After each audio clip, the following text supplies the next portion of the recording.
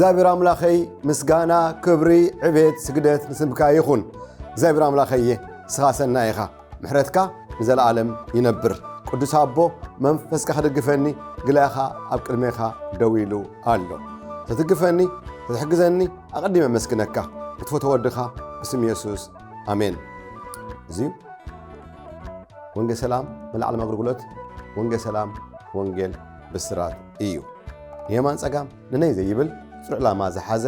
1 million souls for Christ. One soul in one nation at a time, anywhere in any place, at any cost and sacrifice. ዝብል ጽኑዕ ድልዱል መርሖ ተመስረተ ሚኒስትሪ እዩ። ክብሪ ንስሙ ይኹን። ናይ ሎሚ መልእኽቲ ኣርእስቲ ኣስታት ሓደ ወርሒ ዝገበረ ፈሪሓ እግዚአብሔር ፍርሓተ እግዚአብሔር ንኣምላኽ ምፍራሕ ሓለፋ ሁሉ ኣርእስቲ ዝበለጸ ቀዳማይ ኣብ ዝሓለፈ ኣስታት ሓደ ወርሒ ካብ 1 ክሳብ 45 ነጥብታት ርኢና ማለት ካብ ቀዳማይ ክፋል ክሳብ ታሽዓይ ክፋል ሎሚ 10 ክፋል ካብ 46 ክሳብ 50 ዘሎ ነጥብታት ክርኢና ፍላይ ሎሚ ንሪኦ ኣብ ምድራዊት ክልተ ጥቕሲአን ብዛዕባ ንኣምላኽ ዝፈርሕ ሰብ ፍርሓተ ኣምላኽ ዘለዎ ሰብ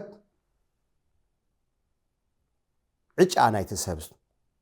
እንታይ ይመስል? ንኣምላኽ ፈሪሕኻ ካብ እከይ ርሒቕካ ኣብ ከባቢኻ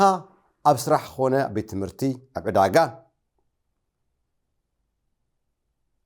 ኩሉ ሰብ ዝገብሮ እዩ። ስርቂ፣ ሓሶት፣ ኩሉ ግብሪ ጸልማት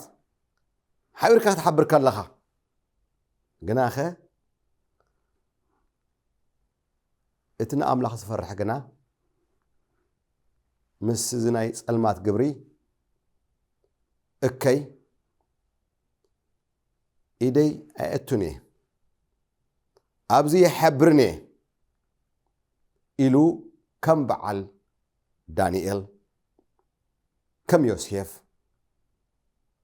ቶም ንኣምላኽ ዝፈርሑ ከም ኢዮብ ኣብርሃም ሓያሎ ንኣምላኽ ዝፈርሑ ዝነበሩ ሰባት ከምኡ ዝገብር ሰብ ንኣምላኽ ዝፈርሕ ሰብ ዕጫ መወዳእቱ እንታይ እዩ? ስለዚ ንኣምላኽ ትፈርሕ ሰብ ዲኻ? ንኣምላኽ ትፈርሒ ሰብ ዲኺ? ዕጫኻ እንታይ ከም ዝመስል ንኣምላኽ ዘይፈርሕ ድማ ዕጭኡ እንታይ ከም ዝመስል ንርኢና። ስለዚ ተቐዳመይቲ ጥቕሲ ንሪኣ ኣብ ምድሪ ዳዊት 112 ካብ 1 ክሳብ 3 ሓደ ብሓደ ክንሪኦ ደሊ ክጅምር ከሎ ሃሌሉያ ኢሉ ይጅምር። ንኣምላኽ ዝፈርሕ ሰብ ብዛዕባኡ ክዛረብ ክጅምር ከሎ ሃሌሉያ ኢሉ ይጅምር። እቲ ንእግዚኣብሔር ዝፈርሖ እቲ ዛዛቱ ድማ ኣዝዩ ባህ ዝብሎ ሰብ ብፁዕ እዩ። ብፁዕ እዩ ዝብል ቃል ዝተባረኸ እዩ ዝብል ቃል እዩ። ዘርኡ ኣብ ምድሪ ክስልጥን ወለዶ ቁኑዓት ክባረኽ እዩ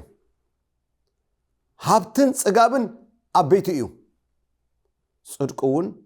ንዘለዓለም ይነብር ብዛዕባ መን ይዛረብ ኣሎ ብዛዕባ እቲ ንኣምላኽ ዝፈርሕ ንእዝጊ ዝፈርሕ ስም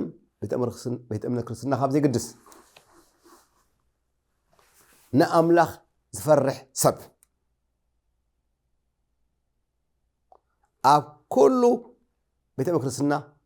ትረኽቦ ትኽእል ኣምላኽ መን ምዃኑ መን ምዃና ዝፈልጦ ንእግዚአብሔር ኣብ ቤተ እምነት ስም ቤተ እምነት ክርስትና ሳጥን ክትቆልፎ ኣይትኽእልን ኢኻ ኣምላኽ ናሃቱ ዝኾኑ ሰባት ኣብ ኩሉ ቤተ እምነት ክርስትና ኣለዎ ከምቲ ኣብ ኩሉ ቤተ እምነት ክርስትና ጉሒላታት ከም ዘለዉ ንኣምላኽ ዝፈርሑ ድማ ኣብ ኩሉ ቤተ እምነት ክርስትና ኣለዉ ስለዚ ንእግዚአብሔር ዝፈርሖ ሰብ ብዛሃቱ ድማ ባህ ዝብሎ ኣዝዩ ብፁዕ እዩ ዘርኡ ኣብ ምድሪ ክስልጥን ምክንያቱ ክፈሪ እዩ ዝገብሮ ክበዝሕ እዩ ዝገብሮ ንኣምላኽ ዝፈርሕ ሰብ ኣብ ምድሪ ክበዝሕ እዩ ዝግብኦ ምክንያቱ ንሕብረተሰቡ ድማ በረኸት እዩ ወለዶ ቁኑዓት ንቁኑዓት ዝበፅሖም ነቲ ኣምላኽ ዝፈርሖ ሰብ ክበፅሖ እዩ ጽድቁ እውን ዘለዓለም እዩ ዝነብር እቲ ንኣምላኽ ፈሪሑ ዝገበሮ ኩሉ ኣይድርበን እዩ ኣብ መዝገብ ዘለዓለም ክነብር እዩ ይብለና ተኻልእቲ ኣብ ምድሪ ራእይት 28 ካብ 1 ክሳብ 4 ዘገርም ንእግዚአብሔር ዝፈርሕ ሰብ ብመንገዱ ድማ ዝመላለስ ዘበለ ሰብ ብፁዕ እዩ ብመንገዱ ናይ ኣምላኽ መንገዲ ኣሎ ናይ ዓለም መንገዲ ኣሎ ናብ ብርሃን ዝወስድ መንገዲ ኣሎ ናብ ጸልማት ዝወስድ መንገዲ ኣሎ እዚ ኣብ ብሉይ ኪዳን ንሪኦ ኣብ ሓድሽ ኪዳን ድማ ንሪኦ እግዚአብሔር ኣምላኽ ደቂ እስራኤል ኣብ ዘዳግም 30 ፍቕዲ 19 እንሆ ይብሎም ኣብ ቅድሜኹም ህይወት ወይ ሞት በረኸት ወይ መርገም እንብር ኣለኹ ንስኻትኩምን ደቅኹምን ብህይወት ክትነብሩ ህይወት ሕረዩ ኢሉ ታመልሲ ይነግሮም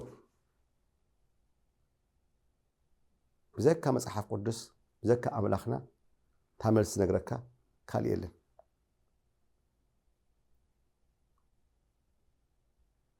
ምርጫ ምሳሃቦም ታመልሲ ድማ ይነግሮም ታምውሳን ግን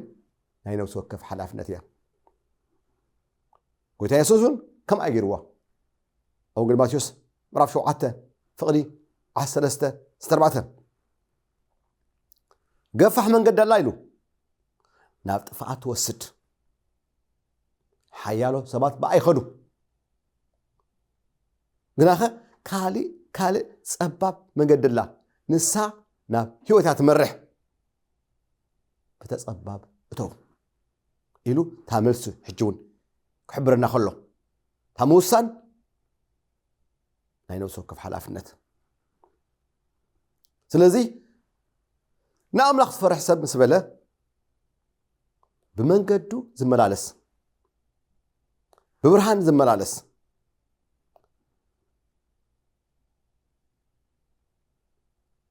ዕዮ ኣእዳውካ ክትበልዕ ኢኻ ብፁዕ ኢኻ ይብሎ እዚ ስለ ዝገበርካ ንኣምላኽ ስለ ዝፈርሐኻ ብርሃን ስለ ዝመረፅካ መገዲ ቅንዕና ስለ ዝመረፅካ ናይ ኣምላኽ ነገር ስለ ዝመረፅካ ዕዮ ኣእዳውካ ትበልዕ ኢኻ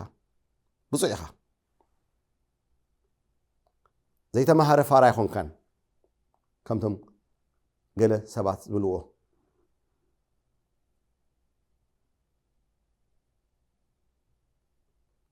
ገና መንእሰይ ከለኹ ኣብ ሱዳን መስተ ክሰትዩ ከለዉ ኣነ ኣራንሺ ፋንታ ዝበሃል ዝነበረ ሰቲ ከለኹ ከም ፋራ ይቁፀር ነይሩ ኣይሰልጠነን ሽዑ ቢራን ሰቲኻ ገለን ሰቲኻ ሰልጢንካ ኣለኻ እዚ ናይ ዓለም ትርጉም እዩ ናይ ኣምላኽ ትርጉም ግን ንሪኦ ዘለና ሮዳዊት 28 ፍቕዲ 1-4 ንኣምላኽ ዝፈርሕ ሰብ መንገዱ ዝመላለስ ዘበለ ኩሉ ብፁዕ እዩ እያ ኣዳው እኳ ክትበልዕ ኢኻ እዚ ዓስቢ ኣለዎ ኣብ ቅድሚ ኣምላኽ በረኸት እዩ ንህይወትካ ጠቐመካ እዩ ንዓኻ ጠቐመካ እዩ ብለካ ለታ መንእሰይ ፋራነት ኣይኮነን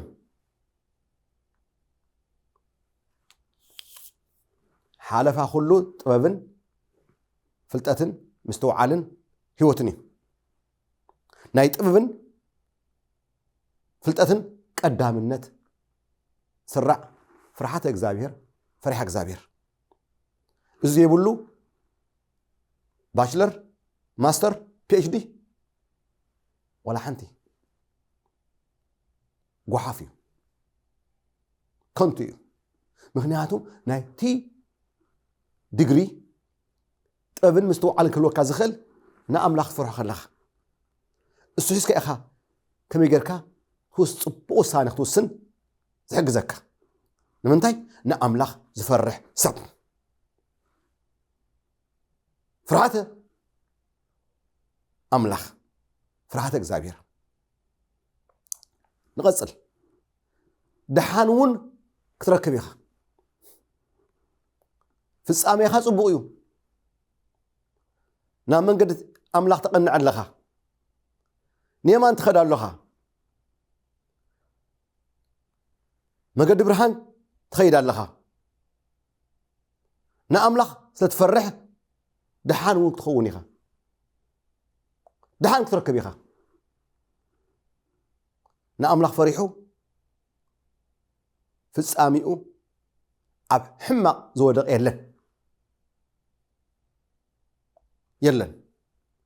እግዚአብሔር ኣምላኽ ፈሪሑ መጨረሽኡ ፍጻሚኡ ብዓወት ይዛዝም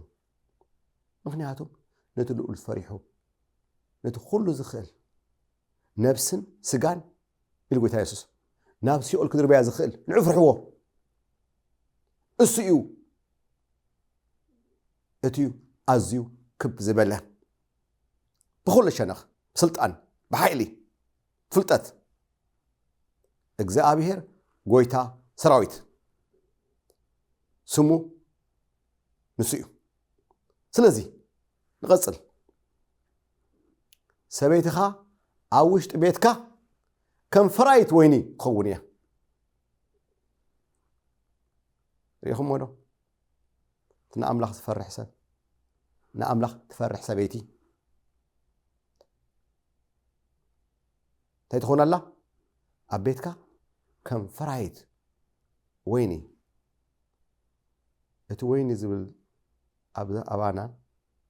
ኣብ ዓዲ ኣሜሪካ እቲ ወይኒ ግሬፕ ዝበሃል የፍሪ ዝብላዕ እንታይ ማለት እዩ በረኸት ኣብ ገዛኻ ሰበይትኻ ከም ወይኒ ተፈሪ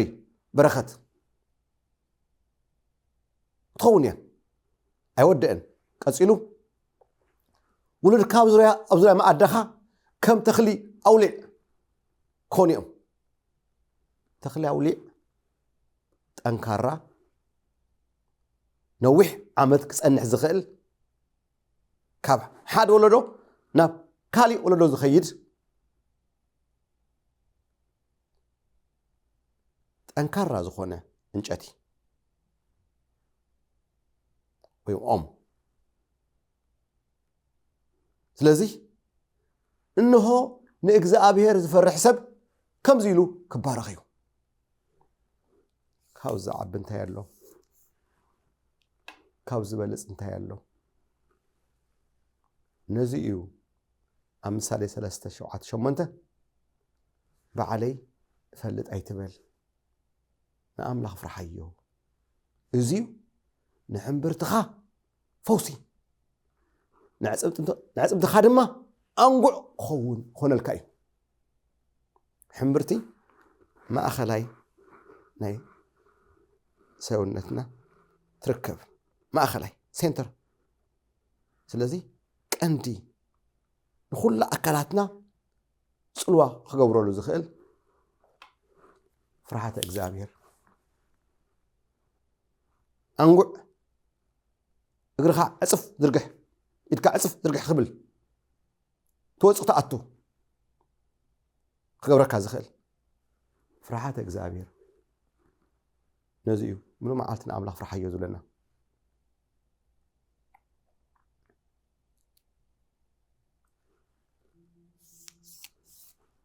ከምቲ ቀደም ገለ ሰባት ከንቱ ዝኾነ ኣባሃል ኣሎ ሕጂ ዓንድር ሸሸበል ፋኑን ኪድ ድሕራይ ተርከበሉ ኢኻ እዚዩ ኣባሃላ ኣዝዩ ጉጉይ ዝኾነ ኣንጻር መጽሓፍ ቅዱስ እዩ መጽሓፍ ቅዱስ ግን ኣብ መክብብ 12:1 ኣታ መንእሰይ ብግዜ መንእስነትካ ንኣምላኽ ዘክሮ ፍርሓዮ ምክንያቱም ጽቡቕ መዓልታት ዘይኮና ጽቡቕ መዓልታት ኣይኮናንን ዝብላ ከይመጻኻ ሕጂ ብእዋን ንእስነትካ ንኣምላኽ ዘክሮ እታ ዘመንና ኣብ ምድሪ ሓጻር እያ ነዋሕ ትመስለኩም ምድራይ 9:10 መዓልታት ዕድሜና 70 ተበዝሐ 80 ድሕሪኡ ድማስ ድኻም እዩ ይብለና መጽሓፍ ቅዱስ ክሳብ 120 ክትነብር ፈይዱልካ እዩ ኣብ ዘፍጥረት ምዕራፍ 6 ግናኸ ዘለናዮ ዘመን ታ ፍረ ዘለዎ ህይወት ክገብር ትኽእል 70-80 እያ ድሕሪኡ ድኻም እዩ እዚኣ ኻ ሓጻር ዘመን እያ ኣብዚኣ ኻ ንኣምላኽ ፈሪሕኻ ትሓልፋ ትኽእል ከም ጽላል እያ ትሓልፍ ከም ንፋስ ትጎይ ንህልካ ኣነ ኣብዚ ኣለኹ ከመይ ኢሉ እቲ ግዜ ከም ዝኸደ ባዕልኻ ትፈልጦ ኢኻ 20 ዓመት ከመይ ኢሉ ከም ዝሓልፍ 30 ዓመት ከመይ ኢሉ ዝሓልፍ ኣብዚ ከለኹ ዝክሮ እየ ከመይ ኢሉ ከም ዝኸደ ብፍላይ ሕጂ ዘለናዮ ዘመን ቀልጢፉ ዝኸይድ ግዜ ስለዚ اسمع حوية حافتي كبرات سمعتي እግዚአብሔር አምላክና ወዱ ኢየሱስ ክርስቶስ ኣብ መስቀል ክመውት ገይርዎ ንምንታይ ንዑ ኣሜንና ስርየት ኃጢአት ክንረክብ ዕብራውያን 9:22 ብዘይ ደም ምፍሳስ ስርየት ኃጢአት የልቦን ኣበር ዘይብሉ ሕፍቲ ዘይብሉ እንታ ዘይብሉ ደም ገንሸል ናይ ኣምላኽ ኢየሱስ ክርስቶስ ኮይኑ ኣብ መስቀል ሞይቱ ስለዚ ኃጢአትካ ይቕረፍልካ ምሕረት ክገብረልካ ብንስሓ ናብኡ ክትምለስ ብርክ ክበል مساي زحصر صلو صلي وእግዚአብሔር አምላኸይ ኣብ ቅድሜኻ ንቐርብ ኣለና ወኢየሱስ ብሓያተይን በለለይ ድማ ይእመን ደንግጸለይ ምሕረትካ ኣባይ ይዕዘዝ ወኢየሱስ ዝሓለፈ ህይወተይ ይቕረብ ኣሎ ከም ሓድሽ ህይወት ሃበኒ ሎሚ ክስዕበካ ወሲነ ኣለኹ ወኢየሱስ ንዓና ኣብ ህይወተይ ደንግጸለይ ምሕረት ግበረለይ ወኢየሱስ ንዓና ኣብ ህይወተይ ስማ ጾጸለይኻ ዶ ጽቡቕ ጌርካ ኢየሱስ ዕርፊ ኣብ ኢዱ ሒዙ ድሕሪ ጥምት ንመንግስቲ ኣምላኽ ይበቅዕኒ ኢሉ መስቀሉ ሰኪሙ ዘይስዕበኒ ንዓይ ብቑዕ ኣይኮነን መስቀል ሓሰር መከራ ጸርፊ ውርደት ስቃይ ዝሓዘ እዩ ኣብ ክንዳይና ኣብ ክንዳኻን ኣብ መስቀል ሰባት ከባጭሉ ከለዉ ጡፍ ክብሉ ከለዉ ብዘንጊ ርእሱ ካርበው ከለዉ እዚ ኩሉ ተጻዊሩ ሞይቱ ሕሰስተ መዓልቲ ብክብሪ ተንሲኡ ትንሳኤ ኮይኑ ንምንታይ ሞይቲ ዓይኒ ድማ ከይተርፍ ጽባሕ ክትስእ ከምኡውን ብክብሪ ናብ ሰማይ ዓሪጉ ኣብ የማን ኣቦ ተቐሚጡ ክዓርግ ከሎ ግብረ-ሐዋርያት ምዕራፍ 1 ፍቅዲ 11 ናብ ሰማይ ክዓርግ ከሎ እቶም ሐዋርያት ናብ ሰማይ አንቃዕሮም ክጥምቱ ከለዉ ሃንደበት መልአክ ተገሊጾም ኣቱም ሰብ ገይላ ንምንታይ ኢኹም ኣብኡ ደው ኢልኩም ናብ ሰማይ አንቃዕርኩም ጥምቱ ዘለኹም ከምቲ ሕጂ ናብ ሰማይ ክዓርግ ከሎ ሪኣኹሞ ከምኡ ተመልሹ ክመጽእ እዩ ከምኡውን ጎይታ ኢየሱስ ንዮሐንስ ገልጸሉ ከሎ ካብ ሳልሳይ ዝፋኑ ናይ ኣብ ሰማይ ኮይኑ ኣብ ራእይ ዮሐንስ 3:1 ራእይ ዮሐንስ 22:2 ራእይ ዮሐንስ 22:20 እነሆ ቀልጢፈ እመጽእ ኣለኹ ቀልጢፉ ይመጽእ ኣሎ ግዜ ተወዲኡ ደወል ክድወል መለኸት ድማ ክነፋሕ ሃንደበት ክመጽእ እዩ ነዚ እዩ ጎይታ ኢየሱስ ኣብ ሉቃስ 7 ፍቅዲ 3:34 እነሆ ክልተ ኣብ ዓራት ክድቅሱ እዮም ተሓደ ክውሰድ ተሓደ ድማ ክሕደግ እዩ ክልተ ኣብ ወፍሪ ክጸንሑ እዮም ተሓደ ክሕደግ ተሓደ ድማ ክውሰድ እዩ ክልተ ኣንስቲ ብሓንሳብ ጥሕና እየን ተሓንቲ ትውሰድ ተሓንቲ ትሕደግ ንምንታይ ሃንደበት ንጥቀት ክኸውን እዩ ብቕጽበት ዓይኒ ሽዑ እቲ ተዳለው ይውሰድ እቲ ድማ የተዳለው ድማ ይሕደግ ሓወይ ካብቶም ተዳለው ኹን ንዒኻ ጸበዩ ሃንደበት ዝመጽእ ስለዚ ናልባሽ ሓሚምካ ዝደቀስካ ሓሚምክ ዝደቀስኪ ወለዲ ደቅኹም ዝሓመሙኹም ኣብ ጭንቂ ጸበባ ዘለኹም ብቃንዛ ነብስኹም ትሰቀ ዘላ ብጀካ እግዚአብሔር ኣምላኽና ካሊእ ፈዋሲ የለን ንሱ እዩ 5:6 ኣነ እግዚአብሔር ኣምላክካ ፈዋሲኻ ኣምላኽ እየ ዝበለ ከምኡ ናብ ያዕቆብ 5:4 ክትፍወሱ ንሕዝኩም ጸልዩ ዝበለና ስለዚ ናብ ቴሌቪዥን ቅርበይ እዳውካ ዘርግሕ ወእግዚአብሔር ኣምላኸኒ ንዓኻ ኣሚነይ እዳወይ ዝርግሐን ኣለኹ ወኢየሱስ ኣብ ይሁዳ ኣብ ኢየሩሳሌም ይሁዳ ሰማርያ ዝገበርካዮ ኣብ ከተማና ክትገብር ይልምነካ ኣለኹ ህዝቢ ፋሕ ኢሉ ምስ ረኣኻዮ ፋሕ ዝበለ ጉፍዓት ምስ ረኣኻዮ ደንገጽካ ኣሎ ንህዝብና ክድንግጸሉ ይልምነካ ኣለኹ ወእግዚአብሔር ኣምላኸኒ በሰዓት እዚ ሕማም ዘበለ ጸበባ ዘበለ ቃንዛ ዘበለ ብስም ኢየሱስ ጠስሚ ኣብ ሓዊ ከም ዝመክኽ ኣተሕማም ምኽኽ ቃንዛ ደውበል ሓወየን ናጻ ኹን ሓፍተይ ናጻ ኹኒ ቆልዑ ናጻ ኹኑ ብስም ኢየሱስ ብርሃን ኣምላኽ ናብ ገዛኹም ይእቶ ብርሃን ኣምላኽ ናብ ገዛኹም ይእቶ ሕማም ዘበለ ጸበባ ዘበለ ቃንዛ ዘበለ ብስም ኢየሱስ ይውጻእ ወጎይታ የመስግነካ ይባርኸካ ኣለኹ ሰላም ኣምላኽ ናብ ገዛኹም ይእቶ ሰላም ጎይታ ናብ ገዛኹም ይእቶ ጎይታዬ ምስግነካ ይባረኸካ ኣለኹ ስማዕ ሓወይ ኣፍካ ክፈትሞ ንኣምላኽ ኣመስግኖ ንስኻ